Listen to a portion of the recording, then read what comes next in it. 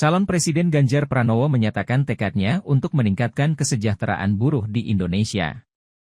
Pernyataan ini disampaikan saat kunjungannya ke pabrik komponen otomotif, PT Unipres Indonesia di Industri Bukit Indah, Purwakarta, Jawa Barat, Jumat, 17 November 2023. Ganjar mengatakan upaya peningkatan kesejahteraan buruh telah dilakukannya pada saat menjadi Gubernur Jawa Tengah. Ia menjelaskan 4 hak yang telah dilakukannya, yakni menjamin pendidikan anak-anak buruh, kesehatan buruh dan keluarganya, sistem transportasi yang efisien, serta memastikan akses perumahan yang terjangkau dengan mendekatkannya ke kawasan industri. Kecil aja atau banyak atau? Ya hampir semuanya KNSS sih, sama Jepang Pak. Oh, ya. Seperti KS ini yang diorder dari model, Jepang. Ini model Hino, ini Mitsubishi Pajero, Pak. Oh, nggih. Jadi total karyawan kami ada 144. Dari 500 sebelum Covid, Pak. 500? Ya. Oh, iya. Masih menurun luas.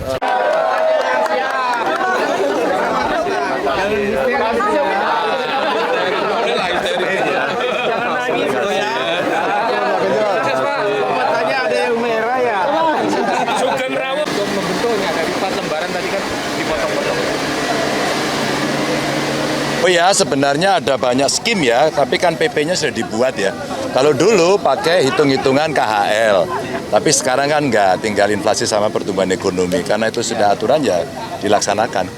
Itu kalau kita melihat dari sisi aturan. Tapi memang selebihnya beberapa komponen-komponen memang harus diperhatikan. Dulu saya menyampaikan kepada masyarakat, ketika saya masih di Jawa Tengah, yuk kita dialog, yuk kita berembuk, yuk mana kemudian yang paling masuk akal ya. Kalau tidak, apa yang kemudian bisa kita berikan? Umpama, setelah berdasarkan aturan ini cukup, insentif apa sih yang bisa diberikan kepada buruh? Saya dulu menyampaikan ada 4 hal. 1, menjamin soal pendidikan anak-anaknya. 2, menjamin kesehatan si buruh dan keluarganya. 4, kemudian, nah ini jadi problem ini, sistem transportasinya, dan mereka rata-rata boros di sini. Maka kalau kemudian perumahannya dekat, ada rusunawa, rusunami dekat pabrik, maka ini akan mengurangi. Dan terakhir tentu akomodasi itu sendiri, yang rusunawa, rusunaminya ini. Maka dulu saya ajak ya, pengalaman saya ini, kalau ada kawasan industri semacam ini, kita minta di sebelahnya ada satu space untuk perumahan. Kita sudah ada. Kita sudah ada, ini contoh. Jadi orang tinggal jalan kaki, naik kendaraan, ini hemat.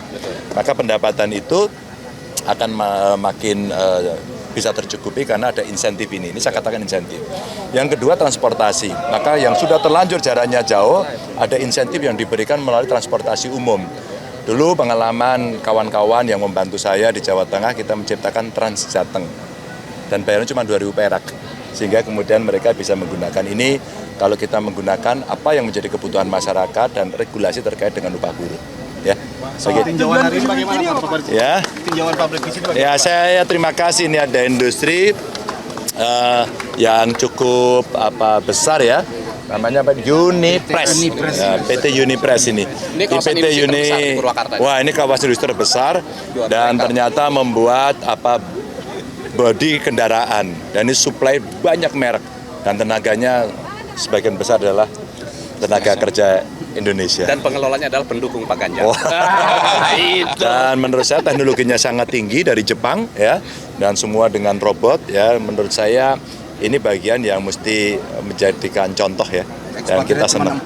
Kenapa? Ekspatriat cuma 4 Pak. Ekspatriatnya cuma 4, yang lain orang kita. Jadi kita bisa belajar. Ya. Kalau kemudian bisa dikembangkan, bisa ditiru. Yang ditiru apa? Ya teknologinya, ya budaya kerjanya, ya kecanggihannya, ya kinerjanya. Maka kita akan jadi negara maju juga. Kebetulan mau ngobrol, ayo. Yang saya ngobrol. Ini apa, komponen apa ini? Ya. Apa namanya? Oh, nggak tahu, oke nggak apa-apa. Ya. Punya kami untuk 2 hari.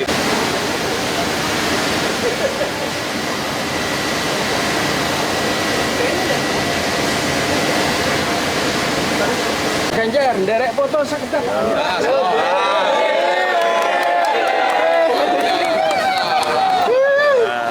Kasih Pak. Kasih.